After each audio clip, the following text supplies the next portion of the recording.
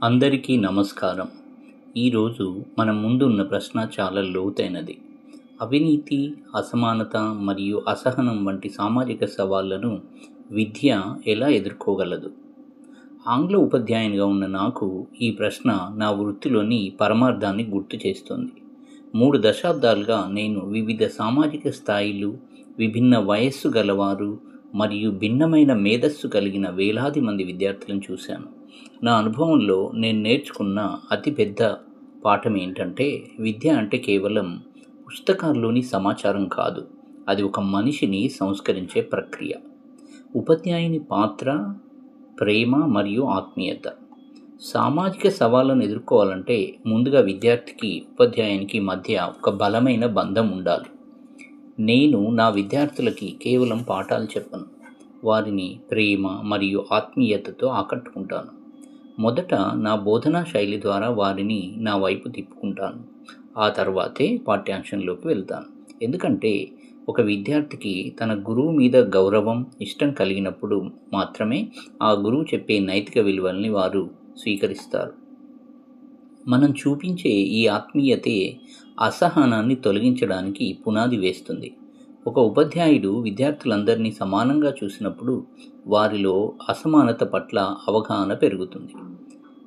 అవినీతి నిర్మూలనలో భాషా విద్య పాత్ర. అవినీతి అనేది కేవలం డబ్బుకు సంబంధించింది కాదు, అది నైతికత లేకపోవడం వల్ల వచ్చేది. ఆంగ్ల భాష బోధనలో మనం విద్యార్థులకి కమ్యూనికేషన్ స్కిల్స్తో పాటు విమర్శనాత్మక ఆలోచనలు నేర్పుతాం. వ్యాస రచనలు లేదా చర్చల ద్వారా విద్యార్థులు సత్యాన్ని, అసత్యాన్ని విశ్లేషించడం నేర్చుకుంటారు. ఎప్పుడైతే ఒక విద్యార్థి స్పష్టంగా, నిజాయితీగా ఆలోచించడం నేర్చుకుంటాడో అప్పుడే అతను వ్యవస్థలోని అవినీతిని ప్రశ్నించగలిగాడు.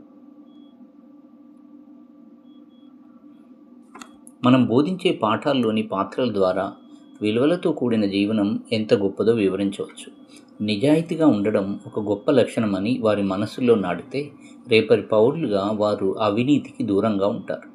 అసమానత మరియు అసహనాన్ని రూపుమాపడం. నా తరగతి గదిలో ధనిక, పేద, తెలివైన వారు, వెనుకబడిన వారు అని తేడా లేకుండా అందరినీ సమానంగా చూస్తాను.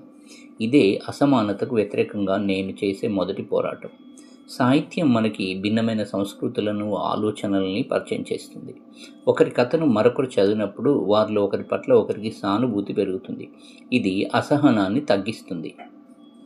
ఆంగ్లం నేర్చుకోవడం వల్ల విద్యార్థులకి ఆర్థికంగా ఎదిగే అవకాశాలు మెరుగవుతాయి. తద్వారా సమాజంలో ఉన్న ఆర్థిక అసమానతలు తగ్గుముఖం పడతాయి. వెనుకబడిన విద్యార్థికి నేను ఇచ్చే ప్రోత్సాహం వారి జీవితాల్లో వెలుగు నింపుతుంది. చివరగా నేను చెప్పేది ఒకటే, విద్య అనేది కేవలం ఉద్యోగం కోసం కాదు, అది ఒక ఉత్తమ సమాజ నిర్మాణం కోసం. గత 30 ఏళ్ళుగా నేను గమనించింది ఏంటంటే, ఒక విద్యార్థికి మనం సబ్జెక్టుతో పాటు సంస్కారాన్ని కూడా నేర్పాలి.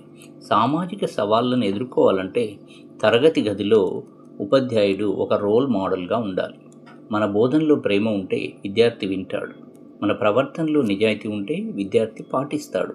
ప్రేమతో కూడిన బోధన, విలువలతో కూడిన విద్యే అవినీతి లేని, సమానత్వంతో కూడిన, సహనం కలిగిన సమాజాన్ని నిర్మిస్తుంది. ధన్యవాదాలు.